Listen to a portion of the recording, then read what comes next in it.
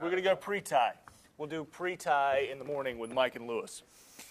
Good morning, everybody. Mike Prangley. Yeah, we're in the hours before Good Morning Jacksonville where we've put on a tie yet. So bear with us. Pre-tie on a Tuesday. Talking about 50 inches of rain. That's kind of the number that's been thrown out there. Could be more. But with Harvey, what happened in Houston, what would it look like in Jacksonville, Florida? Because we've only had, up to this date, and we're almost to September, 47 inches of rain all year. And we feel like we've had a really rainy summer. And we've only had 47. But our average rainfall for a year in Jacksonville, it's a good point, 52 inches. For a year is the average. They had all that rain, since Friday, Saturday, Sunday, 4 days. 3,000 everbanks full of water. 3,000 everbank fields. 3,000 everbanks full of water. We remember what happened with Debby in 2012. You were on I-10. It was cut off. Many of those areas had about 15 to 20 inches of rain, okay? Yep. It was really a combination of two tropical systems. Right. But that's the closest thing I could find. And then you'd ramp it up with this thing going from 20 inches to 45, 50 inches.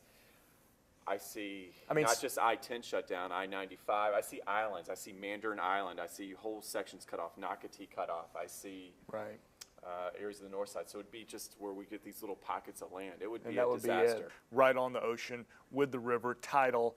But, St. Augustine, you wouldn't see it anymore. Any of the beaches, communities, I would you wouldn't think the water would get to, at least Highway 1, right? Absolutely. And Duval-Phillips Highway.